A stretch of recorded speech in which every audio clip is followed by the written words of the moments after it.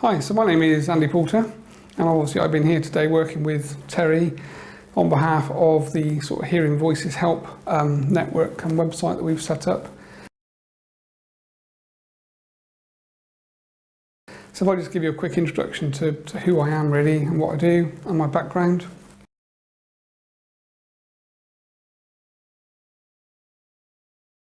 So now it's probably over 10 years ago. I was living in a normal house, non-spiritual, non-religious, didn't believe in anything ET-wise or negative or anything like that. So I consider myself to be quite normal, really, to a certain degree. And I was going through a bit of a difficult divorce, and I ended up meeting my new wife, now Jayne. At the same time that happened, I moved house and started to experience a lot of negative problems. So lights would be on that I turned off, and I started to see shadows underneath doors, and one thing sort of led to another, to the point that every night really, when I was in bed I couldn't sleep, and I was starting to hear odd voices, odd sounds, sort of banging, crashing on the hallway, and then the lights would go on and come off again, and I'd walk outside and everything would be okay, and I'd come back to bed, and this kind of got worse and worse, to the point that I started to think I'd kind of gone mad, as you do, really. So I started to look for help, and there was no one to help. So I got to the point that things were getting into bed with me at night, and the covers were lifting, and I could feel things rubbing up and down my legs and touching me, and I would jump out of bed sort of shouting and screaming and using expletives and that kind of thing. And I actually thought I'd lost the plot. One particular night it was so bad that I woke up and it was just gone 3 in the morning, and I had a bed that was on a laminate floor, and the bed had casters, and I looked up and realised I was looking at the back of the wall, not the ceiling. I thought, that's like really odd. And then I realised the bed was like 2 foot off the floor, sort of thing you see in films and don't ever believe. And I screamed, put me down, and a lot more expletives again, and the bed crashed to the floor, and then I did what all blokes do, really hid under the covers for the rest of the night, shivering and shaking, absolutely petrified. I thought, you know, whatever this is, it's going to kill me, basically. And I woke up in the morning after having more or less no sleep all night, and I thought it must have really just been a bad dream. And I looked at the bed as I got out, and the bed was off the casters, so the bed had moved to the right-hand side, and the casters were left in position, and I realised that I needed help. And at the time, my wife, my wife to be named Jayne, she wasn't at the time, but she worked in a hairdressing salon in Launceston in Cornwall, UK, and one of the clients was a psychic. So Jayne said, look, I'll speak to this psychic and see what she says.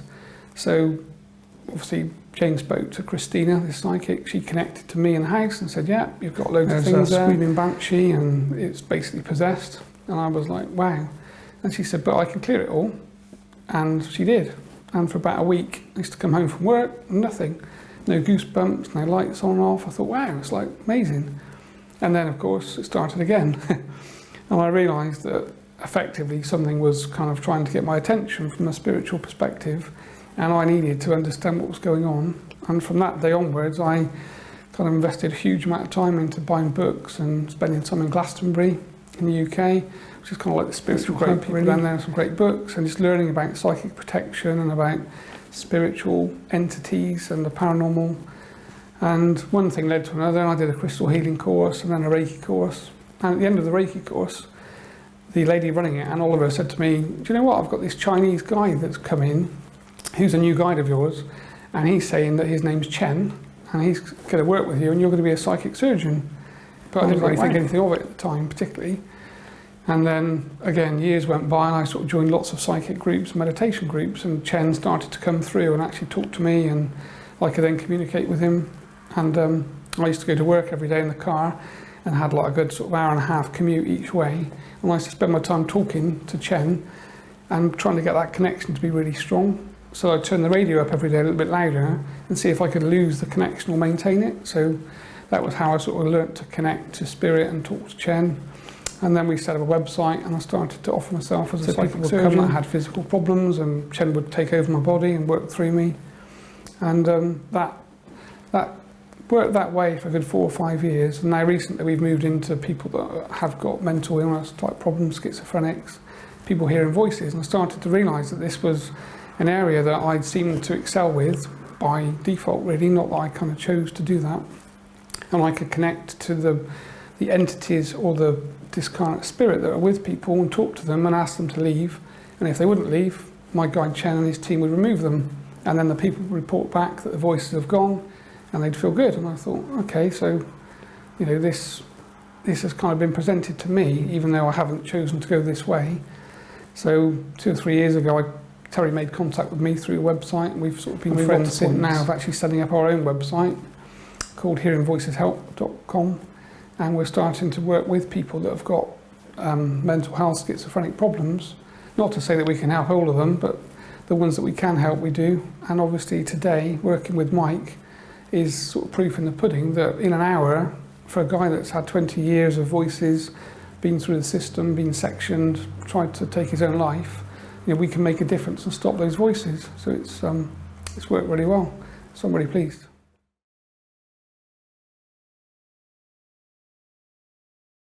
So I think now we're like 8 to 9 or something. So we're trying to hold back a little bit because we can't really cope with a sort of deluge, and this is a difficult thing, isn't it? Is that there's only 2 of us, and I've got a normal job, so I'm working like 5 days a week type thing.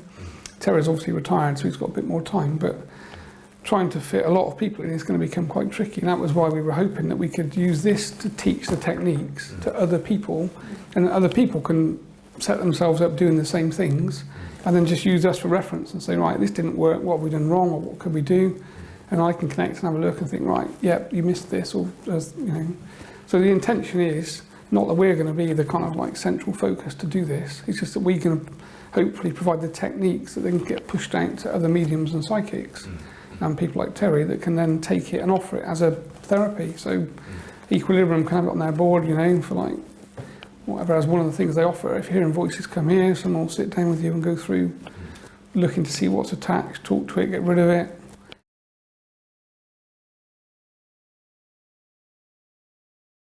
So I used to have the problem, because obviously when I was learning to do it, then I was getting this flood of, so we'd go and sit in like a pizza. Jayne and I would be out for pizza one night. In fact, we were next to one night that I remember. And I remember seeing people coming through the door, a lot of children, and walking right up to us. And I'm sort of talking to her, and I'm looking at these people, and we're eating this pizza, and it started to get really cold, because of course, spirit brings cold in, or their energy makes things cold. You feel the cold. So Jayne looked up and said, "But God, it's really got cold in here." And I said, "Yeah, I know, there's like 50 people stood next to us." She's like, "Wow, can't see anything, you're crazy," type conversation.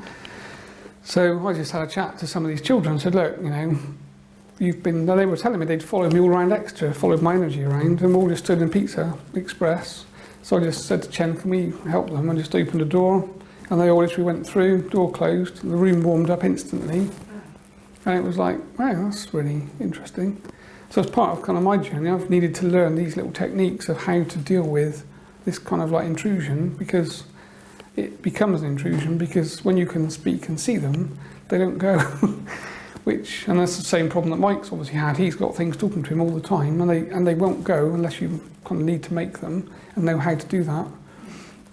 And you know, it's part of the learning curve to a certain degree. So really.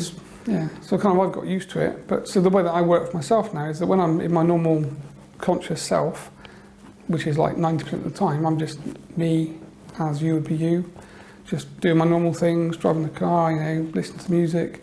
But then when I want to talk to Chen, I just do a quick bit of grounding, a quick visualization of protecting myself, then request to connect to him. And then I get a voice in my head and we just have a chat, like we're sort of sitting. So normally if I'm in the car driving somewhere, we have quite a long chat about the world and things, and you know, not particularly spiritual things, just normal stuff, as though you're sat with your friend in the car having a chat.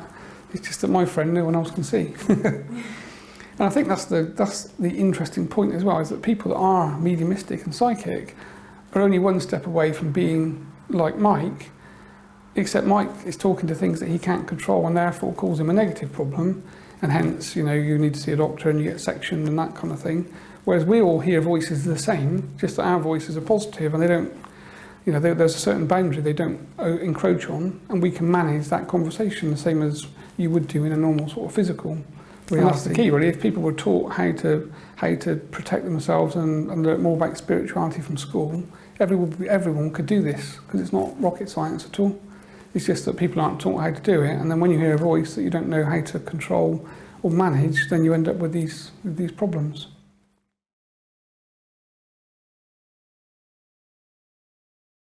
So basically, Terry and I have set a new website up called Hearing Voices Help, and the idea is that, well, my guide Jayne asked me to set it up and gave me the name. I checked on the domain, it was free, so we bought the website, and because I work in IT, I've actually designed, if you like, and Terry and I have set it up, and we've got it set up in the way it is.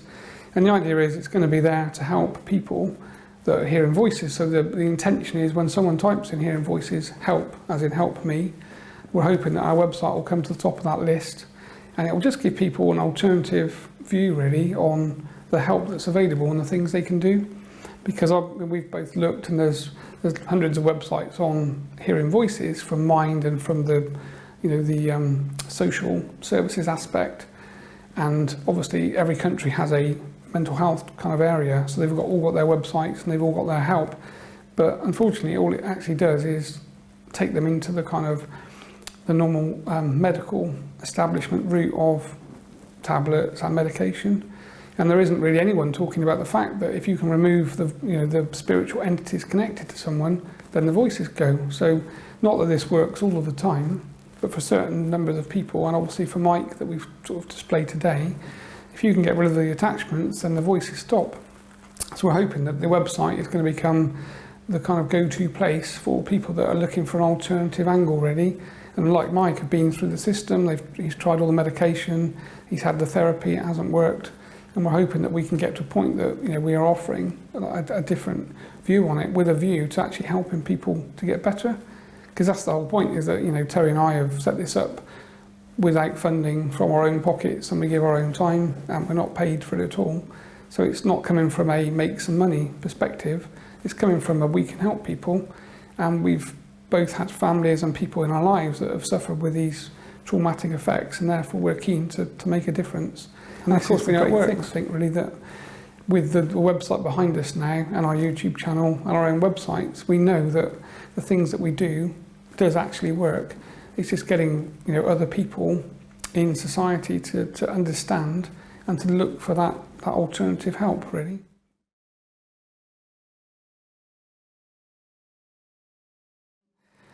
I've got this little dilemma really, because I work in IT. Every time someone finds out what I do, I lose my job immediately, because people are scared that you know when they're going to die and all this stuff, which it's like spiritual people don't know that. Mediums and psychics don't know it. I don't sit in front of someone and see like your life path and think, yeah. But of course, the population seem to think that if you're mediumistic or psychic, you know all this stuff. But as I was trying to explain earlier, I choose when I talk to Chen, and he chooses what he tells me. If I don't ask him for information, he won't tell me. And even if I asked him for information about somebody, if they haven't given their permission, he still wouldn't tell me. So, it's no different from talking to your friends, really. It's the same kind of setup and configuration. But I kind of got to the point, I thought, okay, everything's happening on Facebook, and I've chosen purposely not to put myself on Facebook because it doesn't work well from a kind of normal job perspective. That's how it operates, isn't it? Yeah, but it does, and I've worked for some really some good managers in big companies, that are very well respected. And as soon as they find out what I do, you get called in, project's been cancelled, or the resources funding's disappeared, and you're packing your bags the same day normally. So I've got to the point of trying to keep the spiritual world away from my normal physical IT world, on the basis that they don't actually interact very well. My view is that this is going to get bigger, and we are going to take this somewhere quite positive, and at some point it will probably become my normal job really, or normal career. So I set this Facebook website up, and I've started to post a few things, and the idea was just try and grow a few friends, and then when we do these sort of events, I can then push it out and say, look, this is happening, anyone want to come? So at the moment Terry's got 2 or 3 I think different Facebook pages. He's got his book, his own personal one, and then he's got the Dr Terence Palmer one. So we didn't want to kind of spread it too wide, but the idea was that the Hearing Voices Help would become its own autonomous thing, really. And so a Facebook entity called that people can contact us on it, and then we've got someone that can reply. Because of course at the moment as well, we try not to make it too popular on the basis that there's only 2 of us running everything from behind the scenes. And obviously if Terry starts to get lots of interest and people mail in, these days with social media, everyone expects a reply. I find my own website, as soon as I get busy, I end up with like 30, 40 emails, and I've got to reply to each one individually, and then you get a whole load more questions come back, and you can burn through time really quickly. So that was why, because I used to actually talk to people, as in the old way of doing things. But I just found that everyone would want an hour's conversation, and no more or less they'd want to talk about me and how I got into doing this stuff, not about their own problems. So if you've got like 40 people a day mailing you, you can't have 40 hours of conversation. So I got to the point I kind of shut off all phone conversation, just moved purely to email on the basis that I can write emails quite quickly and you can get the communication very quickly. And ultimately for me, the way that I work, I don't actually need to speak to anyone anyway, because I just connect to their energy and do the work that I do. So I don't actually need to get into a big long conversation.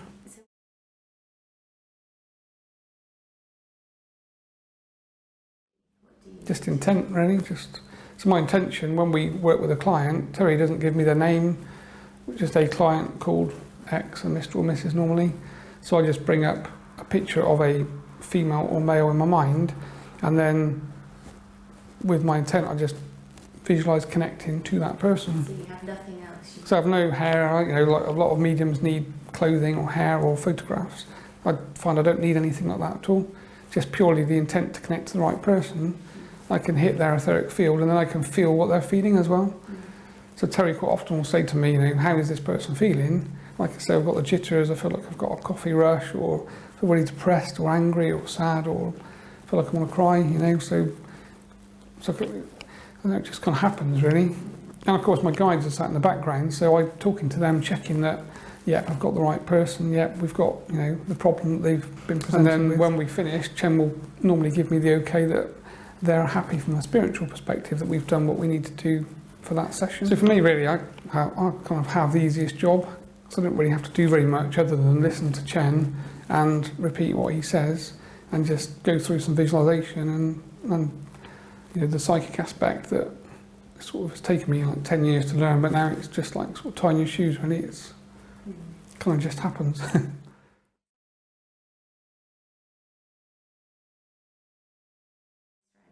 Yes, when we first sat down, I just basically had a quick look around his etheric to see what was there. So I could see at least 3 negative entities that were connected into him. We call it corded in. So I see like a cord, almost like a hose pipe that connects from them into his etheric field. And then I could see a whole host of what we call earthbound discarnate spirit in the background. So they're not really, they don't present themselves to me as being connected to him, but they're with him. So I know that we need to talk to them. And then from there on in, for me, it's just a case of normally removing the negative entities first and then speaking to the discarnate spirits. Normally one comes forward as a kind of, almost like a host presenter really, and they'll talk to me and the rest will just follow. It's just a case of inviting them to move to the light and move on. And then what Mike would feel immediately is this huge sense of like uplifting relief. Almost like, if you've been walking around with like a breeze block on your back, this weighted you down, and you take it off, you'd go, oh, great. And I actually watched him, and he actually lifted his neck at the time, and he coughed, and I thought, he's noticed the actual physical feeling of that. So and that's the thing, really, is that things that happen to you in the etheric actually change your physical feeling. So you can, if people visualise, well, there's certain occult techniques that you can use. You can do things to people without them knowing that actually cause them physical pain. So it's a powerful area, really.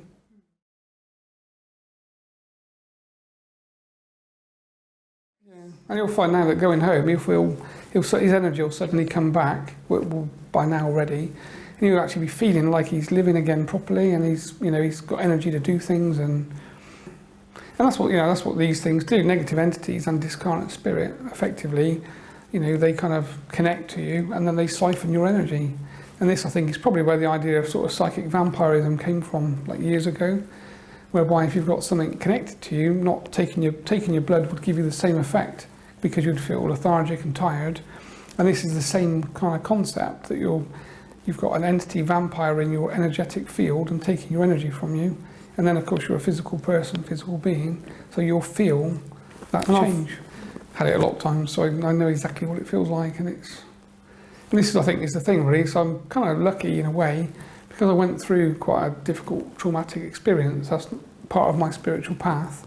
I can understand exactly what people tell me and how they feel, because I've been there myself. It was the most horrendous thing ever in my life, But I look back now and think, well, that was the best teaching I could have had, really, because, you know, I've been there and been through it all. So when people talk about, you know, these things and how they attack them and what they do mentally and the thoughts they give them and that kind of thing, I know exactly where they're coming from because I've experienced it myself.